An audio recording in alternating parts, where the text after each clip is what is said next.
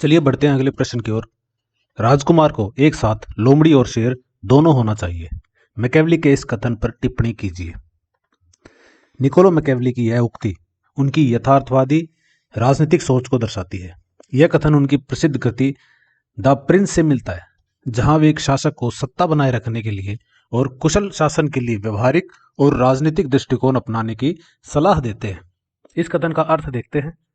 शेर की भांति साहस और शक्ति। शेर बल और प्रत्यक्ष शक्ति का प्रतीक है।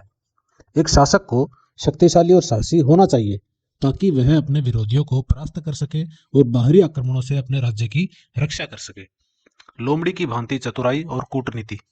लोमड़ी चालाक और धूर्तता का प्रतीक है। केवल बल प्रयोग पर्याप्त नहीं है, बल्कि राजनीति और कूटनीति में माहिर होना भी आवश्यक है ताकि शासक अपने शत्रुओं के षड्यंत्रों को समझ सके और उचित समय पर बुद्धिमानी का कार्य कर सके। इस विचार की प्रासंगिकता देखते हैं। मैकेवली का यह दृष्टिकोण राजनीतिक यथार्थवाद पर आधारित है, जहां नैतिकता से अधिक सत्ता बनाए रखना महत्वपूर्ण माना जाता है। आधुनिक राजनीति में भी यह विचार प्रासंगिक है। आज के नेता भी अपनी ताकत और कूटनीतिक समझ के संतुलन से शासन करते हैं। उदाहरण के लिए कोई वैश्विक नेता शक्ति प्रदर्शन के साथ साथ कूटनीतिक वार्ताओं का सहारा लेते हैं ताकि वे अपने देश के हितों की रक्षा कर सके। निष्कर्ष, मैकेवली का यह कथन राजनीति की वास्तविकताओं को उजागर करता है। केवल बल के भरोसे शासन नहीं किया जा सकता और न ही केवल चतुराई से दीर्घकालिक सफलता संभव है।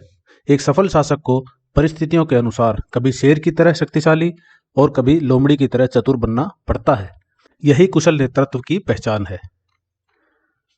इसी के साथ अपना उत्तर समाप्त होता है। मिलते हैं एक अगले प्रश्न के साथ अगली वीडियो में। तब तक के लिए take care, bye bye, Tata.